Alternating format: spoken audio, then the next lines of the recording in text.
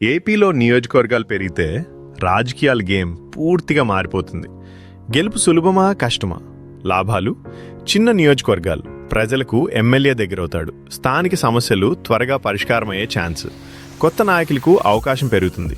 నష్టాలు: కుల ప్రాంతీయ రాజకీయాలు ఇంకా పెరుగుతాయి, పార్టీ అంతర్గత పోటీ ఎక్కువ అవుతుంది, ప్రభుత్వ ఖర్చు కూడా పెరుగుతుంది.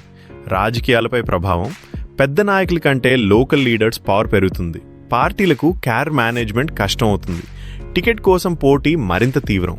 డబ్బు ప్రభావం: ఒక్కో నియోజకవర్గం చిన్నదైనా మొత్తం ఖర్చు తగ్గదు, ఎక్కువ సీట్లు సమానం, మొత్తం ఎలక్షన్ ఖర్చు పెరుగుతుంది. మైక్రో లెవెల్లో మనీ పవర్ ఇంకా డీప్గా పనిచేస్తుంది.